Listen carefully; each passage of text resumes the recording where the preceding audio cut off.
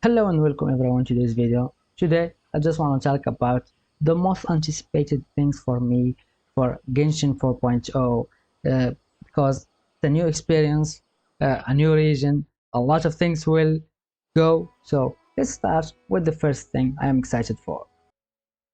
The first thing of course is the new region. Uh, I didn't explore much of the last regions to be honest, but I wasn't playing the game as a whole that much. I do want a breath of fresh air in the map. So when Fontaine will get released, I will be really excited for it. A new region, a new mechanics, of course, new places to look for, an entirely different place that sits on water, maybe new mechanics, new puzzles. A lot of new things will be in here, so I'm really excited for it. The second thing I am most excited for is the new diving mechanics. Uh, this is a mixed bag for me. I am excited, but also I am worried that it will be boring or annoying in some parts. Uh, we see some of the gameplay of it, of course. The sea looks awesome, and diving looks awesome, but I hope they can make it fresh because a lot of games didn't succeed in water levels. I hope it's fun, just fun, and it won't be annoying or boring doing the same thing like again and again and again for hours. And now the third thing, maybe the most important for me, I want a really good story like the summer story. Uh, the Genshin story, to be honest, is going up. It wasn't the best at first, but it's going up, and especially with the summer story quests, it's a really high expectation now. So they really need to deliver for that. First, I don't want the NPCs are kind of lot as we all did with most of the other Archon quests. So we want more important characters and of course more important dialogue. Not even if they are not NPCs and they are characters we know. I don't want to speak with a character for a half an hour and in the end, uh, yeah, the entire dialogue was for nothing. So I really hope that they can fix this even more with the Fontaine. Uh, we want just important dialogue. The game and the story especially will be way better place if we don't speak that much. And especially, of course, Paimon that repeats also the same thing. I really hope that they can cut some of the dialogue that are not needed and just go to the points in the dialogues in the story. And the third thing I am excited for are the artifacts. I'm really excited to get some new, fresh artifacts that can work with some new characters and even bring some new combination for the game because in Inazuma we get the Emblem of Silver Fate, which was such a good piece of artifact that even if you spend your most of your reason here you won't regret it because it's such a good piece, especially for the meta as at the time. And also the second one is very useful, the Shimina. You can just use the attack percentage to set, or you can put the force set for some characters like Yumiya or Hutao. And in summary, of course, we did get these two new really good artifacts. They are both amazing. This one for any support from Dendra or some Dendra characters themselves, and this one for any character that does elemental reactions, which is the best of the game. It's based in the reactions, so they were both really good.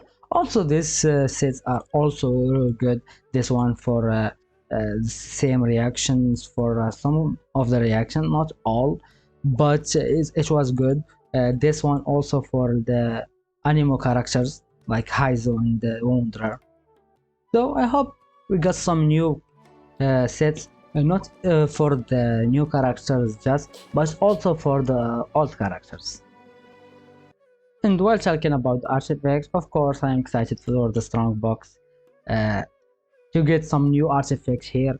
Uh, in Sumuro, they added a lot more than they were in the first. So I'm excited that now they will add some of Sumuro Inazuma's artifacts, and this will be exciting to put some artifacts here. So if you didn't save some artifacts, start saving them. I have really a lot of gold artifacts that even I'm not using. I didn't upgrade with them for a really long time, so I have already a lot here that I will of course put them in the strong box. And the one I am guaranteed that will be in the strong box is this physical one, of course. These spot sets will be added, the millilith and the physical set, the pale flame, and of course the most important one is this set of servo face, the emblem of servo face, and the Shiminawa, of course, they will be added. I forget what this other set an order was. Maybe it was this one. I forgot the set after them, but probably they will add other 6 artifacts in total, maybe. So I'm really excited for that. Of course, with new artifacts, new characters, a new Archon, there is of course a new meta for the game, and this will be time it will revolve about the HP, because of course, well, most part the meta is revolving about the passive that the element is for. The electro, for the electro it was the energy recharge. So the meta was about Raiden, the energy recharge, and putting a lot of characters with high energy requirements, but working together well. For of course, Sumuro, it was the Dendro that changed the meta a lot with the Hyper Bloom, especially in other reactions too, but it changed really the meta a lot. So for the Hydro, of course, the reasons, of course, increase the HP for the characters.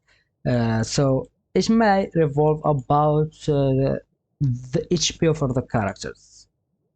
And of course, the best description for this is Yelan. She's basically an HP dependent character, and also a character like Ayato depend a lot on not as much as Yelan, but also can benefit from the HP.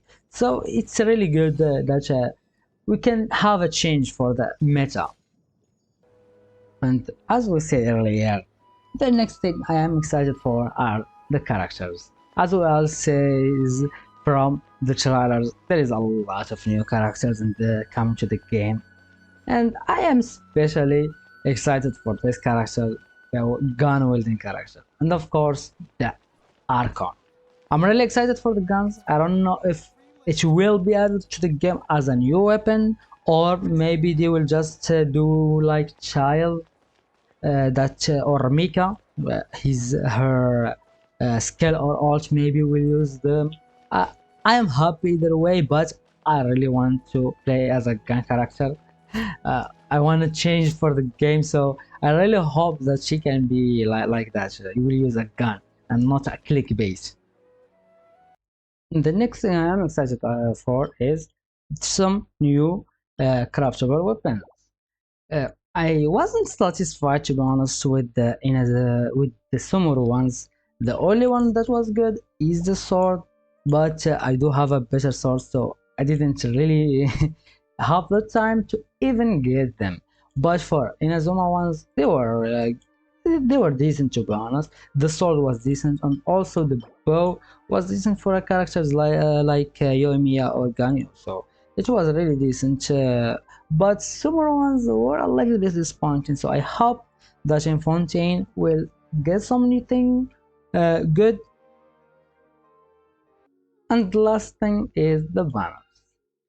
This is something I am worried and excited for at the same time, because with of course the big characters we have, a lot of characters now in the game. The reruns are also with 2 banners are getting slow, so we might see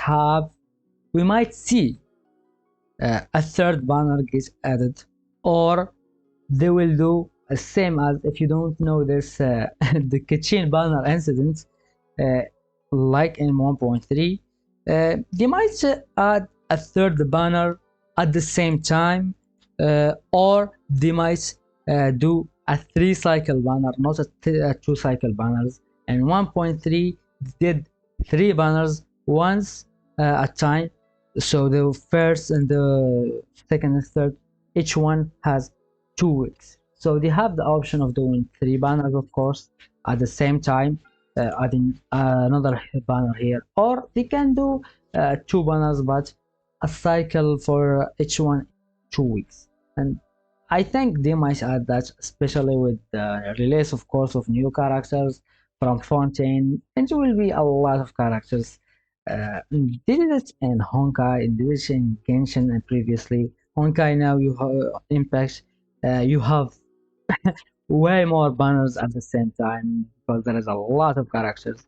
So they might add it also in here. And the last thing I am excited for is the new experience. I get tired of Genshin, of course, sometimes, so having a new experience that refresh my excitement for the game is really good. It's been a long since I was excited for Genshin. It was from the middle of Sumuru, so I am excited to have a new experience for the game. Excites me more, having new things to experience. That's it for this video. If you like it, put a like, subscribe if you want to see more of Genshin and Honkai and even other games in the future, and see you in another video.